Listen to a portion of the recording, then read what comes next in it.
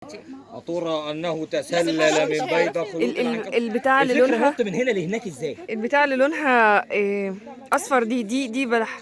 السمك بيحاول، لا ده بيهرب من، على فكره مش بياكل منها يا جماعه. لا هو كان عاوز بس ما عرفش. كان عاوز ياكل منها بس ما عرفش. من الطرايه كنت هتحفاه. لو انتوا جنبي في عنكبوت معشش على الميه. يا سبحان الله، هياخدوا كل الترابيزات. المكان ده كله حاجات جميله. يلا هوب يلا خش. ايه بقى؟ ما بصوا، انا في جزيره اسمها فت ناس، مش فونتاس. فت ناس. فت ناس جزيره حلوه قريبه من، ما اعرفش هي قريبه من ايه بس قريبه يعني، هي كويسه. هي كويسه، هي حاجه كويسه. بصوا ده جزيره كده من اولها. لا عيش عادي، احنا مع بعض. الجزيره من اولها، ده المكان اللي نقعد فيه. يعني ما اعتقدش ان الناس بتنزل ميه قوي، بيحطوا رجليهم بس. لسه ما نزلناش الميه لسه. احنا هنحضر الغروب هنا، نشرب شاي بحشيش الليمون. ما اعرفش ازاي بحشيش الليمون، بس هم قالوا لنا كده. هيعمل فينا ايه بحشيش الليمون ده ما اعرفش. هحاول اصور كام صوره كده في الغروب الجميل ده. عيشوا يا جماعه، عيشوا حياتكم. مش ده هيبقى فلوج لوحده ولا مع فلوج امون والتوقعات؟ كلنا وقفنا عشان نتصور. فهيعجبكم يعني. بصوا ده الفيو من اماكن مختلفه، بحاول اجيب لكم الفيو من اماكن مختلفه. ده الجسر اللي انا كنت ماشيه عليه من شويه. شايفين جمال البحر وقد ايه صافي. انا هحاول اركب السماعه عشان تسمعوني. تشوفوني سيلفي. انا طبعا مش عارفه اطلع هنا لايف لان هنا مفيش شبكه اصلا، يعني اللي بيفكر يطلع لايف في اي حته. هركب لكم السماعه. بصوا طبعا انا صحابي سماح وايمان وطارق راحوا يشوفوا مكان تاني، سابوني هنا عشان احجز المكان. يعني لعل وعسى المكان يبقى احسن. يرضيكوا هقلب الكاميرا عشان اتكلم معاكم شويه. انا اهو مش عارفه انا ليه دايما كل ما بطلع لكم فلوج او كل ما يبقى ليا نفسي اصور ببقى لابسه اللون ده. يا جماعه والله انا بغير تقريبا كل يوم الالوان، بس في ايام كده بعرف اعمل فيها فلوجات او بعرف اعمل فيها فيديوهات، وايام تانية لا ما بقدرش ان انا ابص في المرايه مش في الكاميرا. مش عارفه ايه اللي بيجرى لي. لا انتوا كده عشان تشوفوا وجهي كده اي حاجه. جيتوا المكان اللي هناك طلع وحش. انا بتكلم مع الفونز بتوعي. شاي في هنا حاجه اسمها شاي بالايه؟ بحشيشه الليمون. ايه رايكم اشرب شاي بحشيشه؟ طب ثانيه واحده بس، ده مخدرات يعني؟ حشيشه الليمون ده بيعمل حاجه؟ لا مش زي الحشيش يعني. لا بصوا يا جماعه. هو شاي بحشيشه الليمون.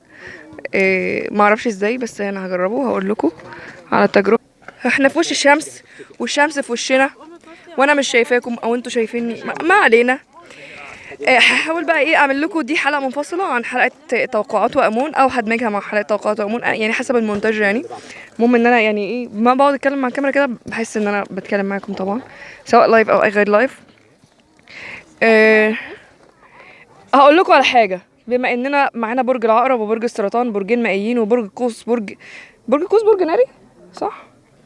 انا بختبر من معلوماتك، فاكره انا عارفه بس وانا برج جدي برج ترابي. فالمكان ده هعمل لكم انترفيو مع اصحابي دلوقتي تمام، وهقول لكم راي اصحابي في من ثانيه واحده. هطلب بس هعمل اوردر. خلي بالك يا صاحبي انك بتتريق حضرتك لازم تعمل حاجه. عارف والله بس عارف يوم زقنا عندنا بس شويه هقول عينينا والله. هنطلب ايه يا جماعه؟ هنطلب شاي. مفيش مفر يعني، مفيش مفر غير من الشاي. هعمل لقاء مع اصحاب الابراج المختلفه المائيه والناريه عن رايهم في المكان ده تمام، وهل ده بيتوافق مع نفسياتهم وابراجهم ولا هما مش شايفين الكلام ده. خليكم معانا عشان عارفه ان انتوا بتحبوا الابراج، فخليكم معانا. المره دي انا هدمج لكم الحلقه دي بقى مع ايه، على عنوان ازاي تخلي رجل برج القوس يحبك. تتعاملي معاه ازاي. ولو سمحت يا طارق ما تجيش على الستات، يعني احنا مش عايزين طلبات كتير من فضلك. طارق برج القوس من احسن الاصدقاء ليا بجد، من اكتر يعني. لو تلاحظوا كده بقالي كذا فلوج كده بطلع لكم في اماكن حلوه جدا، هو اللي بيقول لي على الاماكن دي. ايوه هو طارق ده اهو. شاب مصري اصيل وشخصيه جميله جدا. ضد الكسر. ضد الكسر ازاي بقى؟ عشان ايه؟ انا ابن عشان مصر. ايه؟ انا اللي ضد الكسر عشان ايه؟ طيب وضح. انا دايما رافع راسي وايه، كملوا يا اولاد، دايما طول السماعه العمر. الناحيه الثانيه يا استاذ طارق. ده قدم لنا نفسك وقول لنا رجل برج القوس ازاي الواحده الست تتعامل معاه بحيث تكسبه. عشان الست تكسبه. طيب 3-4 حاجات كده، اولهم طاعه، حاضر، موافقه، بس. طب مبدئيا انت كبرج القوس شايف في نفسك صفات عامله ازاي الست تتعامل معاها؟ يعني انت مثلا الست تتعامل مع طيبه قلبك ازاي؟ تتعامل مع عصبيتك ازاي؟ تتعامل مع كرمك او بخلك؟ اي حاجه منهم. اولا برج القوس نادرا ما تلاقيه بخيل. ده حقيقي. ليه؟ بيصرف على لأن- الصحاب. على نفسه. هم مطلعين اشاعه على طارق انه بيصرف عليه. برج القوس مش بخيل على نفسه. هو اغلب الابراج المائيه يا جماعه، في حقيقه بتقول ان اغلب الابراج المائيه، وما اعرفش قولوا لي في الكومنتات ده صح ولا غلط، اغلب الابراج المائيه مش بخيله على نفسها خالص. انا بقى برج ناري. مش ماء. ناري. ماشي مهيسة صح. ماشي. بص لسه ماشيه ينزل. بص البرج الناري. الفكره في ايه؟ راجل برج القوس راجل بسيط جدا، حياته زي ما تقولي كده بين قوسين سهله، ما بيحبش الصعوبات باي شكل، ما بيحبش 3/4 وقته، ما بيحبش يخوض المغامرات، وما بيحبش يتعب، بيحب الحياه السهله على قد ما بيقدر. لو طالع رحله مثلا، عنده رحلتين، واحده هيدفع فيها فلوس اكتر، واحده هيدفع فيها فلوس اقل، بس في اللي فلوس اكتر مش هيتعب اكتر، هو موافق. ليه؟ لان هو عايز، هو هيدفع تو بوش اب سم ماني، يعني هيدفع شويه فلوس بس هيجري، يعني هيجري وفي نفس الوقت مش هيتعب، كل حاجه هتحصل. بس تعالى بقى نتكلم في الشق الاجمل. هو الفكره، هو نادرا ما تلاقي راجل برج القوس بخيل، ولكن هو بيعمل فيها مفتح، ودي صعبه. يعني هو ايه؟ احيانا بيقرا اللي بين السطور، عنده فراسه كده غريبه، بيقدر يحس قوي البني ادم اللي بيبقى عايزه عشان هدف اخر غير نفسه. ده حقيقي. عنده طيب. حد قوي جدا. جميل. ما بيحبش اللي يشغل مخه عليه جدا. صح. بيحب دايما الانسان الصريح الواضح الدغري يعني الست تكون معاك صريحه جدا. طب معلش سؤال محرج. سؤال محرج، وانا يعني لاحظت ان في ناس وبنات كتير بتساله لك. يعني من بوستاتك كده على الفيسبوك. لو بنت معجبه برجل برج القوس تروح تقول له على طول من غير لف ودوران. خلاص، ده ضد عاداتنا خالص. للاسف اللي هتاخد برج القوس هو ده برج ناري صريح واضح. تروح، طب بلاش تقول له بشكل صريح، طب تروح تلمح له بس بشكل شبه صريح، هو هيوافق وهيمشي، هيجون وهيفهم. ولكن يعني تحت الاختبار. تحت الاختبار دي كلمه قويه جدا. ليه بقى؟ لان راجل برج القوس ما بيرضاش باي ست، هو عارف وبيفهم الست دي حدودها وامكانياتها ايه، مش هتطلع عن ايه. بس طيب ازاي راجل برج القوس يحب او يخلي راجل برج القوس التاني يحبه؟ ده من المستحيلات. دايما الاقطاب المتشابهه متنافره. الاصدقاء معاك من برج القوس مش متوافقين معاك خالص، مش عمرهم ما هيجوا على دايرتي. عشان ليه بقى؟ لانهم هما الاثنين عايزين يقودوا العالم بشكل ما او باخر بدماغهم، او على الاقل العالم الصغير بتاعهم. فهتلاقيهم طبعا كل واحد عايز يدير الموضوع من ناحيته، فطبعا عمرهم ما هيتقابلوا. يعني انت عايز تقول ان برج القوس مع الست بيبقى قائد ليدر بس؟ لا، هو ممكن يقاد لكن بمزاجه بدماغه. لكن لو طلبت معاه او شايف ان الموضوع لا او مش هينفع، عنده استعداد يهد اي معبد، يهد اي معبد علشان الفكره اللي في دماغه يثبت صحتها. حتى لو بيحبها ولا ساعتها بيكرهها. بص، ولا ساعتها بقى كرهها خلاص. الحب عند برج القوس ايوه مختصر. انا اسف في الجمله اللي هقولها دي، لا معلش عشان الرقابه، عشان ده يوتيوب. برج القوس معروف انه برج شهواني جدا، يعني هنقول ان هو برج مش شايف الست مندفع. عاطفي. مندفع. تيت عاطفي. عشان ما بعرفش اعمل تيت في المونتاج. البرج ده مندفع طبعا. تمام.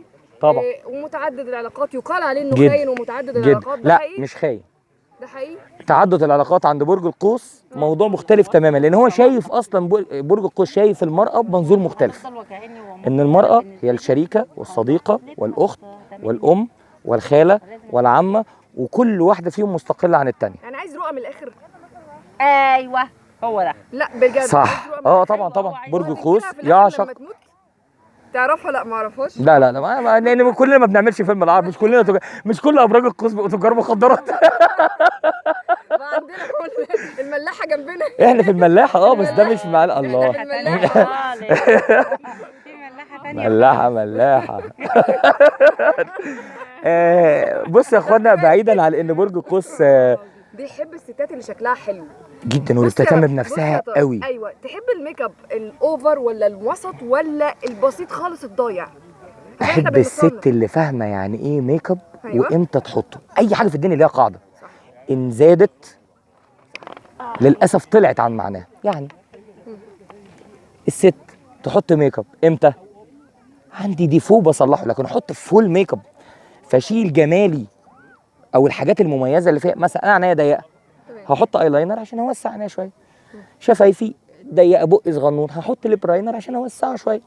لكن مش طالبه ان انا احط من الاول للاخر وابقى في الاخر تلك المراه الخليجيه بس عشان عندهم سوري يعني ده على فكره نصهم هم حلوين جدا، ولكن بيحطوا الحاجه اوفر. إيه الجميل في كل ست ان تبقى عارفه هي عندها ايه وايه اللي ناقصها، فهتكمله ازاي عندنا عقليا. ماشي مش مشكله هو ده يزعلهم. رساله بنوجهها للبنات اللي ممكن تحط ميك اب اوفر. ده غالبا ما بيعجبش اغلب الرجاله طبعا، بس هقول لكم من اي جنسيه. الابراج اللي بيعجبها الميك اب الاوفر زي ممكن الاسد بنسبه كبيره يحب الاوفر قوي في الميك اب، لكن القوس بيحب البساطه جدا اصلا. طبعا. بيحب خروجاته تبقى بسيطه جدا، بيحب اللبس البسيط. ما اعرفش انتوا سامعيني ولا لا، بس هو يعني هو جدا دي بيقول يعني قول كرر كلامي. طيب كرر كلامي. اللبس البسيط. طيب التعامل مع الاهل، مع اهلك، مع مامتك. ايوه لازم هسالك اسئله محتاجة. ماشي. بص، الاهل في حياه برج القوس مش اساس، ولكن وبرضه مش جزء تكميلي. هم موجودين لان هم موجودين في الحياه حوالينا، ولكن اللي فيهم هيقدر او هيتخيل انه هيسوق برج القوس، لا هو نفسه هيقول ستوب وهيبعد. يعني مثلا انا رايح لخالتي، خالتي متخيله لا هات كذا كذا وانت معاك ده لازم. مين اللي الزمه؟ انت مش جايه اصلا. هو ابن عاق يعتبر. لا هو كده مش عاق. يعتبر يعني هو مش عاق، هو كده مش عاق، هو كده بس ايه، فهميني ليه؟ هات عيش عشان ما فيش عيش. الجمله كملي الجمله. طب سؤال يا هات عيش من غير سؤال. لو حصل كونفليكت او تصارع ما بين مامتك ودي اهم حاجه في حياتك وما بين زوجتك او خطيبتك، هتحل الموقف امتى؟ هتحل الموقف ازاي؟ وتحب خطيبتك تتعامل على الاساس ده ازاي؟ تعمل ايه؟ حصل معلش الاثنين دماغهم قفلت. عندي قواعد. الكبير في السن يحترم. انا صغير، واحد كبير غلط فيا، لا انا كبرج القوس حتى لو الصغير غلط هسامحه عشان اعلمه. تمام. شفت الموضوع سهل ازاي؟ طيب تعالي بقى نتكلم في الموضوع بشكل اخر. طب انا عندي مشكله زي ما انت بتقولي، خطيبتي ومامتي. لا طبعا الكبير يحترم. الكبير يحترم حتى وان غلط. طب هتصالحها؟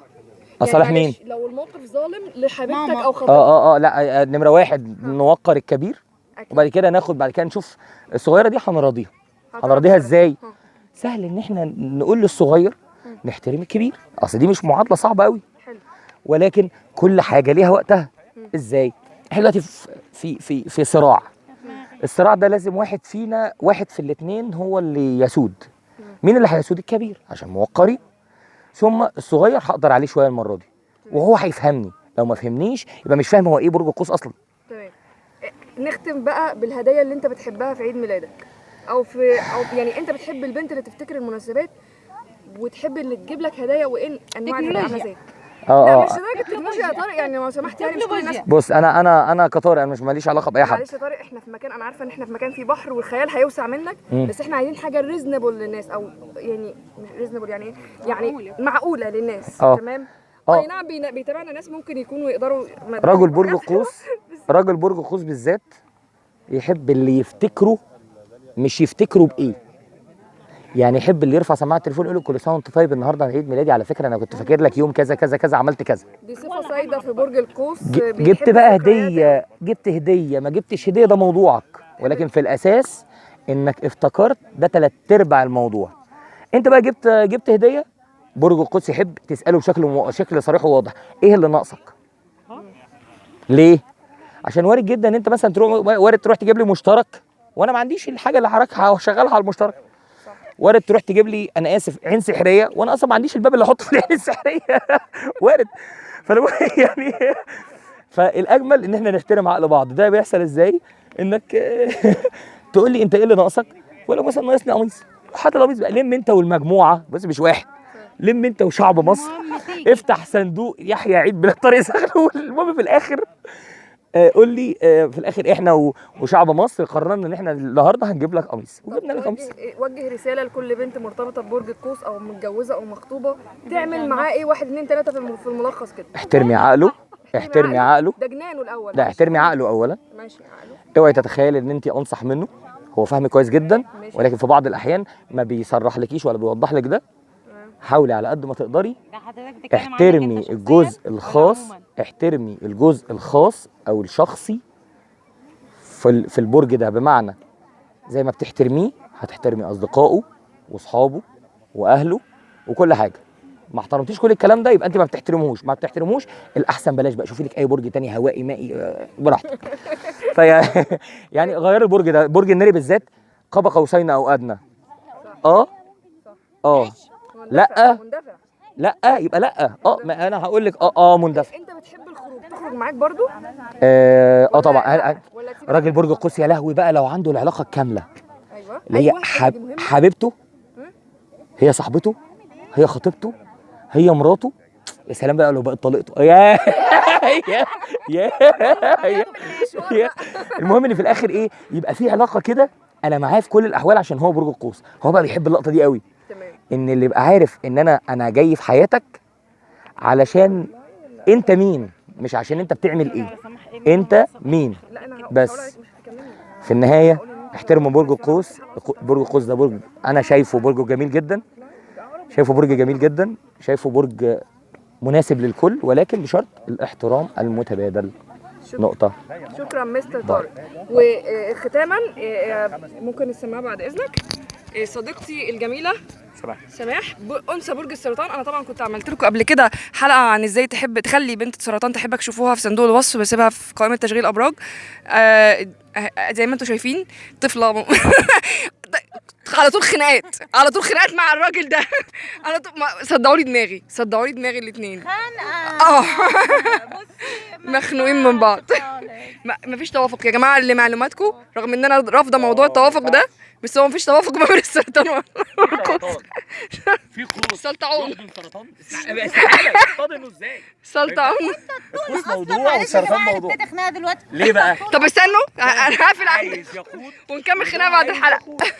تمام. ومعانا صديقه جديده دكتوره ايمان برج العقرب، وقريب هعمل لكم عن برج العقرب، او لو هي فاضيه كده في يوم او في مره كده نقعد نتكلم ازاي تخلي بنت برج العقرب تحبك، عشان انا حابه الناس تتكلم اكتر. وقولوا لي برده في الكومنتات زي اشكر طارق الحلقه دي خصوصا لبرج القوس. قولوا لي في الكومنتات انتوا لو انتوا برج القوس ايه اللي بتحبوه. انا هقلب الكاميرا وارجع لكم، استنوا عشان تشوفوني بقى. باي باي يا طارق. بس فختاما انتوا ناس جميله جدا. قولوا لي برضو لو انتوا برج القوس او مهتمين بحد من برج القوس سواء راجل او ست وشفتوا الحلقه دي، قولوا لي رايكم ايه، ولو حابين تزودوا حاجه في الكومنتات عشان نعرف مع بعض اكتر. احنا بنشارك مع بعض، انا حابه ان نبقى في تفاعل، مش يبقى الموضوع ان انا بقول معلومات وانتوا بس بتتلقوا المعلومات وخلاص. لا عادي، احنا بنتشارك. ايه التاني اللي بيحبوا برج القوس في الحب؟ اصحابي عاملين دوشه فانا هبعد عنهم شويه. ايه اللي برج القوس بيحبه في الحب، وازاي تخلي برج القوس يحبك؟ مش عارفه، انا بحاول اظبط الاضاءه. وازاي تخلي برج القوس يحبك. تمام. ويعني شاركونا كده في الكومنتات. برضو بفكركم شوفوا البلاي ليست اللي بسيبها في صندوق الوصف وفي اول كومنت لكل فيديو، هتلاقوا حاجات كتيره غير الابراج. هتلاقوا فلوجات عن السفر، عن حاجات في مصر جميله جدا، حاجات برضو لحاجات البنات بقى والمشتريات والحاجات اللي اسعارها كويسه وخاماتها حلوه في الدنيا كلها، يعني لو اتحركت وكده. وحاجات بقى مواضيع بقى، لو هتكلم عن ترند بتكلم عن حاجه تهتم الناس. عايزين ندردش سوا عايزين تسالوني او للاعلان او للشغل او اي حاجه، تابعوني على التليجرام او الانستجرام، انا هتواصل معاكم وهرد عليكم بنفسي باذن الله.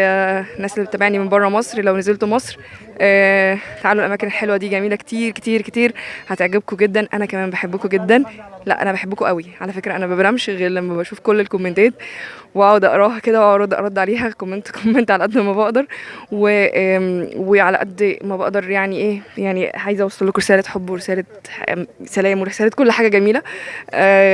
لان انا فعلا ما بنامش غير لما اقعد اقرا كل الكومنتات. فكومنتاتكم اهم عندي من اي حاجه في الدنيا، عشان رايكم انا بحبه جدا وبحترمه جدا. واشوفكم على خير في حلقه جديده، مع السلامه.